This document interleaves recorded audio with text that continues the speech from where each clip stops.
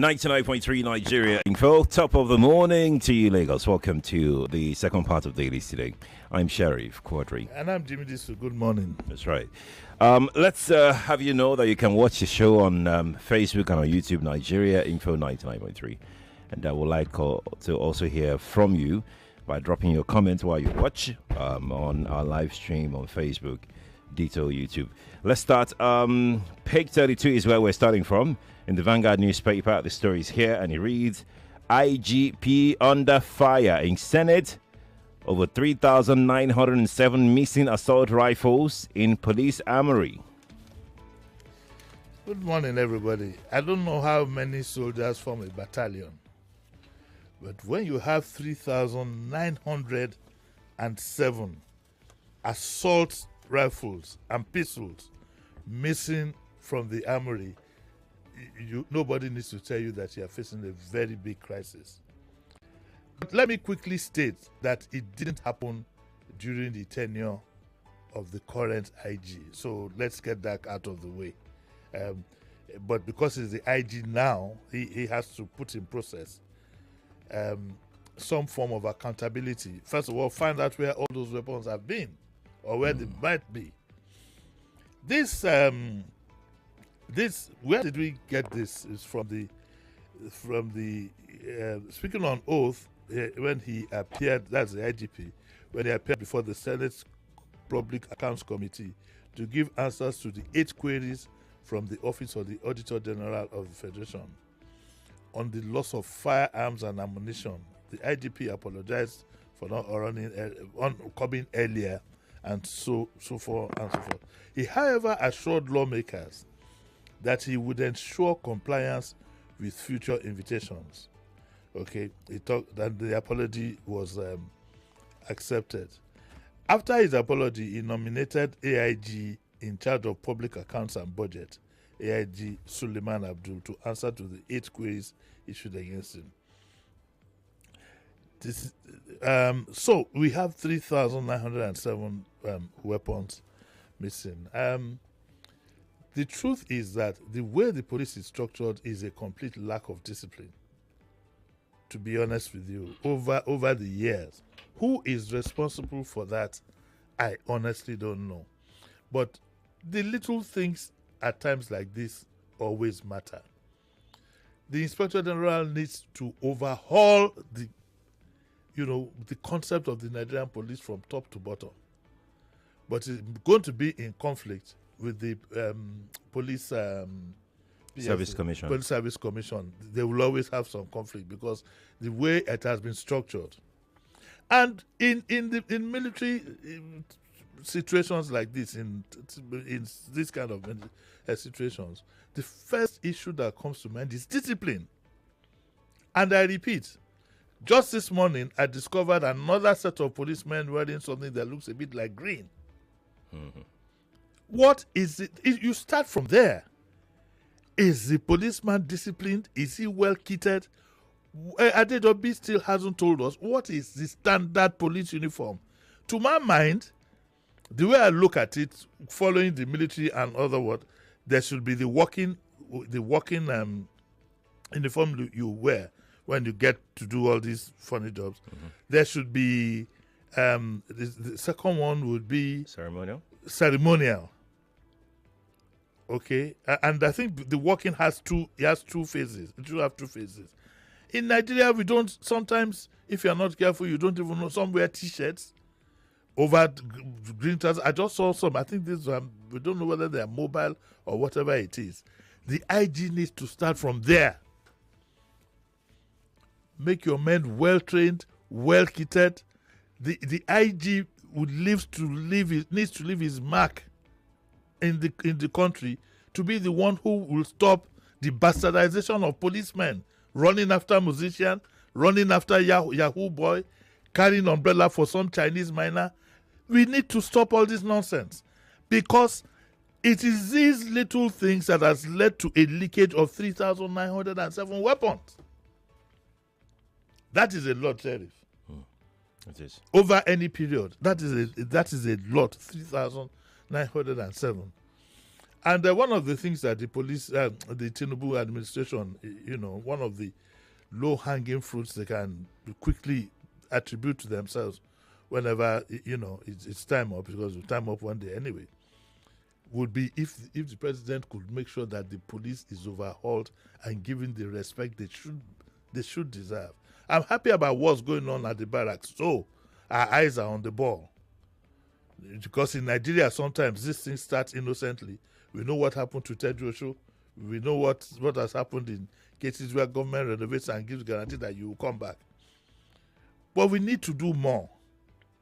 We need to do more. I've heard DPOs complain about the paltry sum they are giving to run police stations. Therefore, you find it's like money from accused persons that they use to go and buy petrol for the generator and all kinds of things like that. That's what gives way to these leakages. So are we now, because I've seen some videos where, especially outside Lagos, where you find people being protected by individuals in civilian clothing with assault weapons and so on and so forth. Are those part of the weapons that we are talking about? I hope the IGP will be on top of this. It said as at 2020, based on thorough auditing, 3,907. That's 2020. So we don't even know how many weapons are missing now. It doesn't sound good at all. It doesn't look good at all. Yes, indeed. It doesn't at all. Let's go take this story here. Tinubu orders ministers to render accounts. The story is on page 24 of the Vanguard. Yes, I think the president believes that Nigerians are not so much in the know about the things, that he's doing to help improve the situation. Yeah, of course, Nigerians are not in the know, and in all honesty, they don't need to be in the know. Rather, you should do things that they will feel. If you tell me you built 10 dams in Benin Kabi, or you built 14 submarines in Oguata that is out of the reach of which is making my life comfortable. So the instruction is very clear. Ministers come and say what you're doing.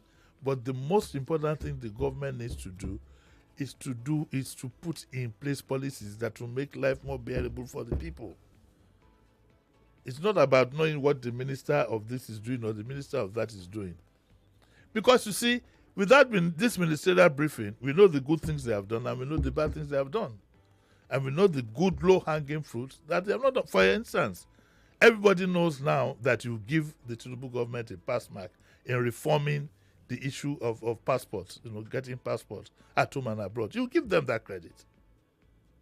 There's no doubt. And you don't need any briefing. It's out there in the open. People can see that. So the problem is not really knowing what the ministers are doing, though it's not so much of a bad idea, but the emphasis is on improving the lot of Nigerians. One, the emphasis is of creating an image that shows that the president himself is sympathetic to the plight of the people. What we have in this country is like the head of a family eating jollof rice, salad and chicken every day, and the children are drinking gari with groundnuts, with no sugar inside. So that is the way I look at this thing from a very simple. I like to look at things from a very simple manner. Reeling out figures for me. Oh, we'll do this, we'll do that. Build all the dams and whatever. Do whatever improvement you have. People, as we speak, the electricity is getting further and further from the ordinary citizen.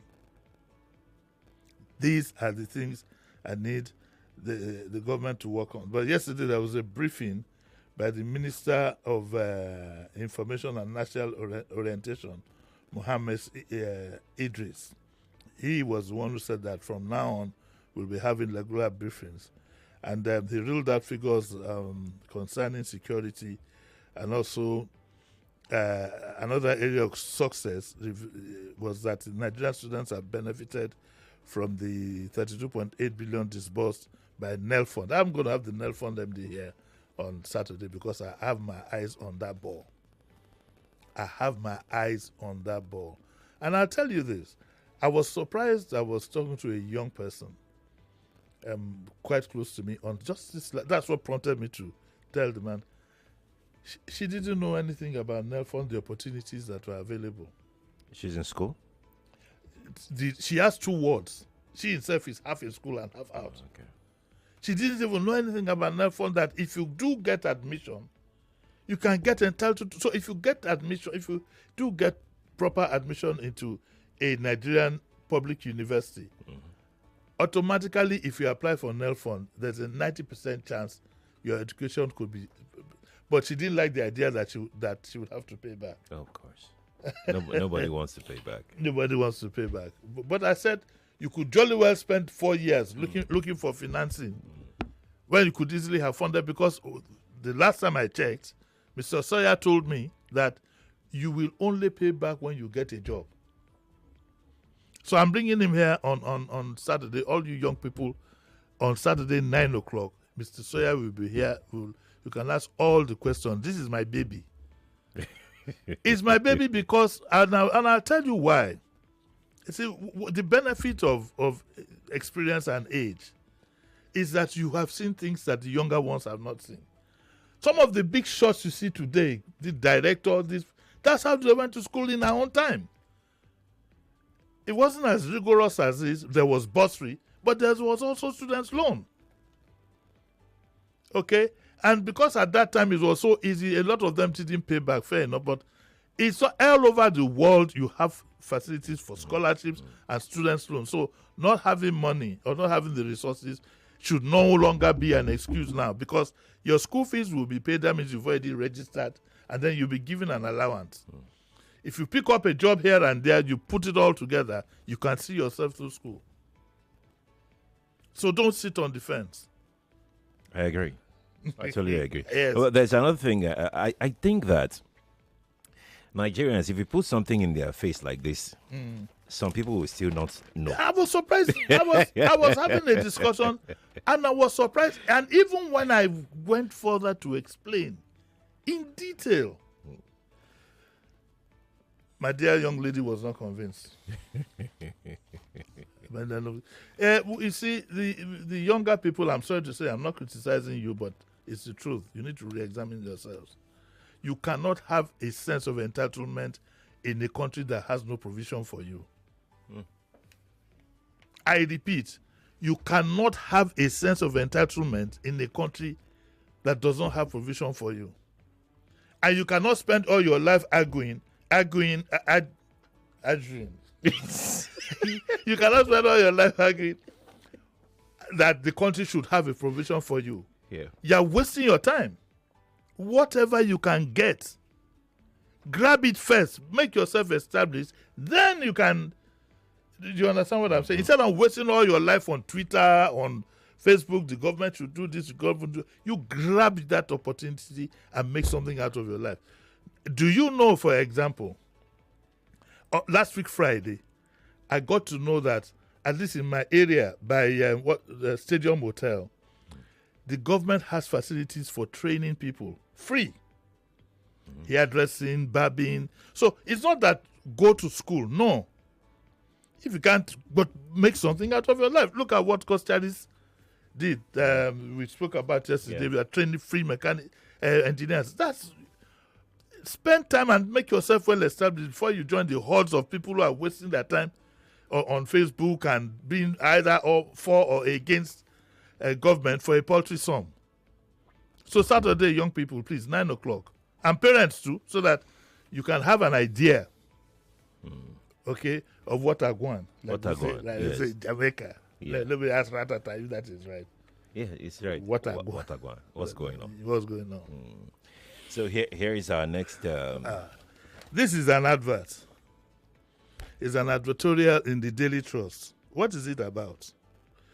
The Honorable Minister, Said Ahmed Al-Khali, today is his birthday. He's 56. I wish him happy birthday. This is an advertorial with public money congratulating him on his birthday by the Nigerian Railway Corporation with the photograph of the MD in tow. Mr. Okwaifa, this is a wrong way to start. This is public money. The railway is underfunded. You shouldn't be spending public money. A simple car to him would do the job. We have to change the mindset of the mindset in government. I remember Governor, I always talk about Fachola, who said that he didn't want anybody to congratulate him on the pages of papers. We have to put it in as part of practice that no government agency should waste money in this manner. Why should the MD of the Railway Corporation be congratulating the Minister of Transport? And I'm not even sure if he's only in this paper. Certainly, maybe not. I would like to, my opinion to Mr. Okwaifa is, please do not start like this. A lot of us have hope in you that you will turn the place around. This is what I call frivolous spending. If your PR people push it to you, those PR people, who one of them came to offer me 10K here, you better go get a consultant. They should have advised you against this.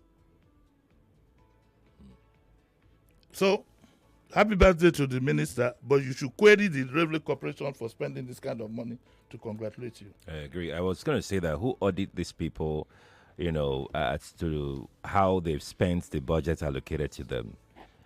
Maybe because nobody is asking questions. That is why some of them just spend this way. Part of the problem also, you see, the PR department that put this in the papers, go and find out they paid fully for this.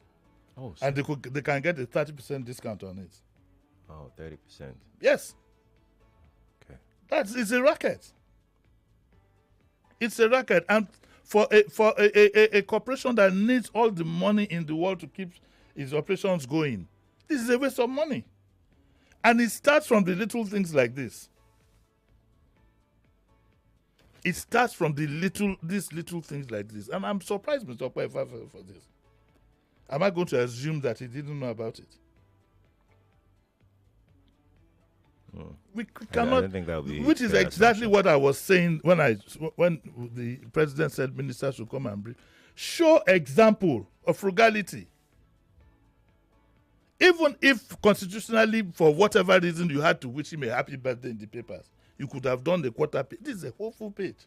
Look at the giant size photograph of the man. Is this the first person who's going to turn 56? Have you turned 56? No, I have not. Oh, no wonder. I'm not that old. No. still a very young man. No, I'm very disappointed in this one. Very, very disappointed. Very disappointed. We're going to go take another story here on page 6 of the Vanguard newspaper. Woman sells baby for 4 million naira, gives mother 600,000 naira. Essentially, this story is just to give you an idea of what's going on in our country.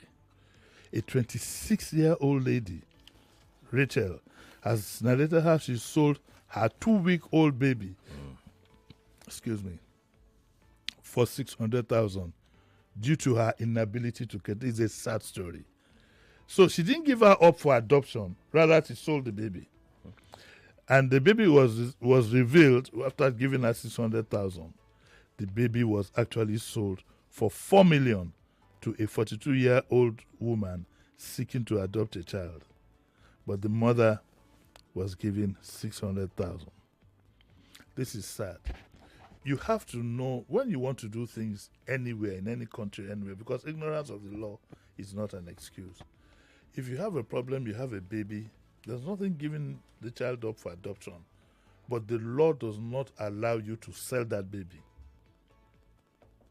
The law doesn't allow you. Rather, there are agencies in all states where you can take the baby pig for proper adoption. And some people are racketeering out of this. And the story says that Rachel, a resident of Asaba, was paraded at the state police command. Oh my God. She said the father of the 2-week baby denied paternity of the child. And she said, I gave the baby away because I am the only one taking care of the child.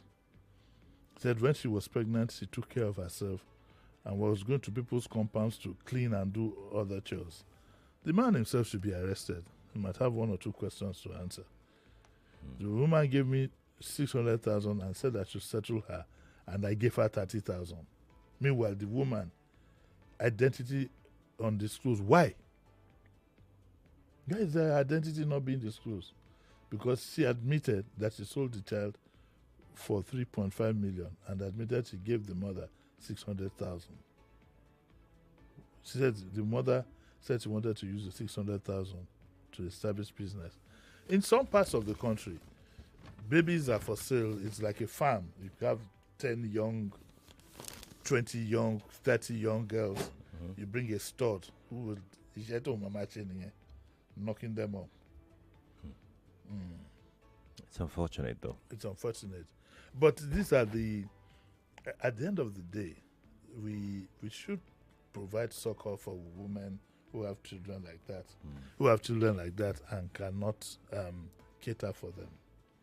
In some countries, you get an allowance, you get some kind of allowance, milk allowance and whatever, to at least give you a push. I don't know how to judge the lady who gave up her child, in all honesty. Because like I usually say, when you are pushed to the wall, it's beg, borrow, or steal. But so this particular conversation is a bit complex in that I have asked this question before. I can't remember the answer I was given, whether we have a functioning welfare system for children where they can go into in care of the government. Government hands them over to families that can take care of them. I'm not even talking about babies now. I'm talking about, yes. Lagos State government, at least in my own jurisdiction here, has something. But people don't key into these things. People, you see, you need to ask. And I learned this from one of my regular guests, Mrs. Fashano. Okay. She was here sometime last year. People need to ask questions. Just like this student's loan thing. You are there, you're a student, you're roaming, I don't know, I'm going to pay, and the student's loan, whatever is there, you didn't apply. I know that the Lagos State government has a welfare system. How robust it is, I don't know, in all honesty. But they do have, and guess what? The list of people who have applied for what's that? Who have applied for student loan? No, okay. Adoption. Yeah. Of various, there are all kinds of adoptions that you have.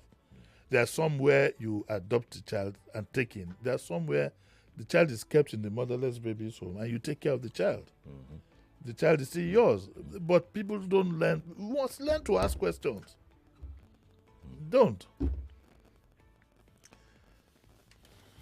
Let's go take this story on page 14 of the Daily Choice. This story was everywhere yesterday. I will not go on exile. El-Rufai raises alarm over death threats. I don't trust politicians.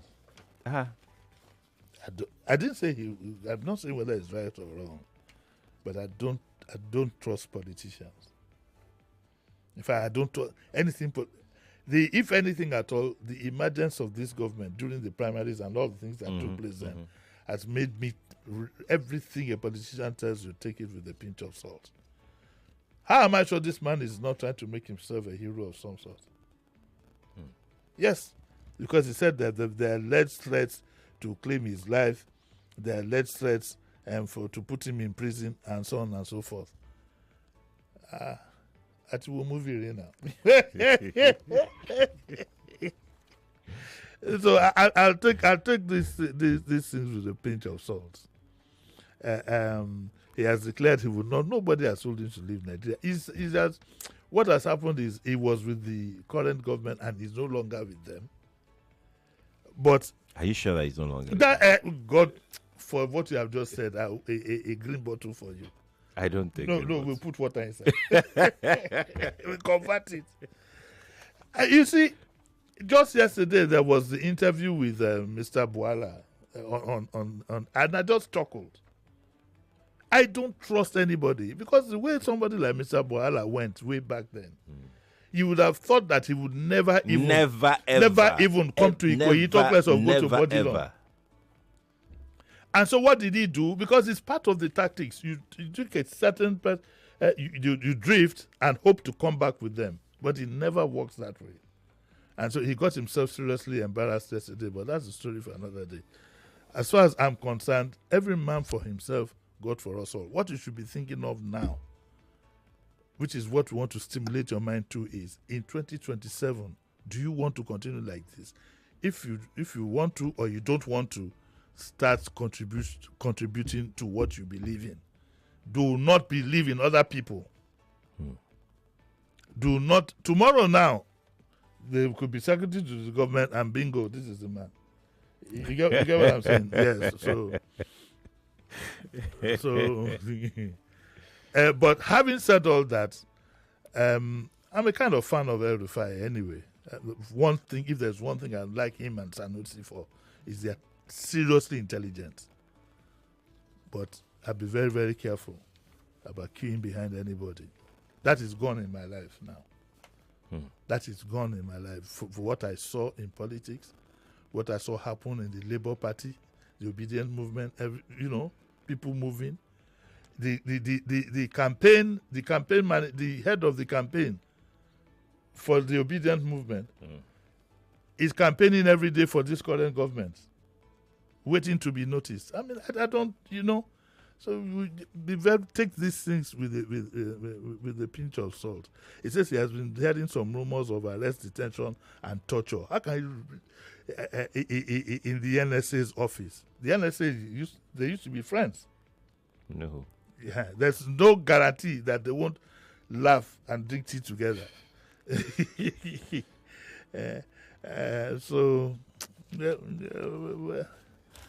me go. Have you finished? Well, we can just mention this story in the New Telegraph. It's the editorial of the New Telegraph. It says, yes. Will pardoned soldiers ever Oh, get yes. Those justice? soldiers who it was said planned the mutiny, they've not been paid. I have a development in the story of my own old soldiers, and it looks bright that maybe before the end of the year they'll get something. That's a long time. So I have some good. Well, I tried. Yes, you did. At least I've moved them forward now. Yes, you did. You did. What's coming up at 9? Oh, Valentine edition. So it's not an excuse for begging, no. Valentine, when we talk about that at 9 o'clock. All right, thank you so much, sir. Lagos, thank you for joining us. He's back at 9 on Dear Bumi Valentine edition. Let's hand you back now to Kofi Bartels for the remaining parts of the Morning Crossfire. Stay with us here on Nigeria Info 99.3. Good morning to you.